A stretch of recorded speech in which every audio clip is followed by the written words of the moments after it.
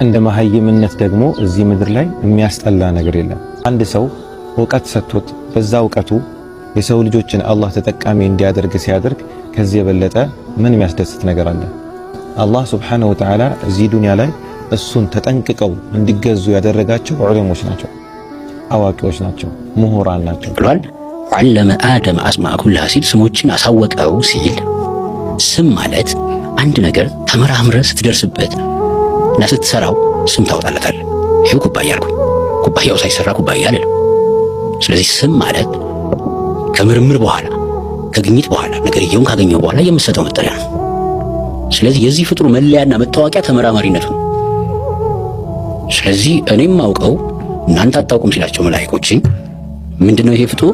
ተመራማሪ ፍጡር፣ ቲንኪንግ ፋኩሊቲ ያለው የላንጉጅ ፕሮሰስ የሚያደርግ ላንጉጅ ቋንቋን ፕሮሰስ የሚያደርግ አቅም ያለው ፍጡር ማለት ነው።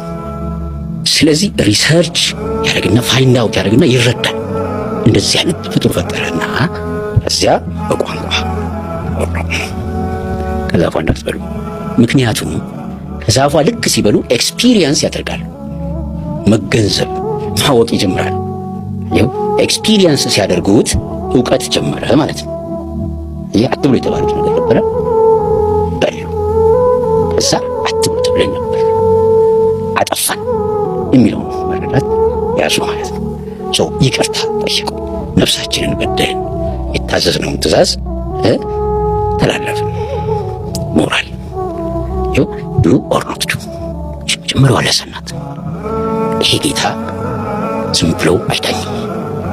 ይሄ ጌታ ፍጽምናውን ሲያሳይ ይህ የመጀመሪያው ነቢይ እንደዚህ ቀስ እያለ ዘመናት ሂደት የሰው ልጅ የእውቀት አድማስ እንዲያደግ የምርምር ጥልቀት እንዲያደግ እያሰራ የሄደ ጌታ ትርጉሙን ሲያስቀምጥ አርረሕማን አርረሒም፣ በመጀመሪያ ደረጃ ለጥፋተኛው ለትክክሉም ያዝናል፣ አይጨክንም።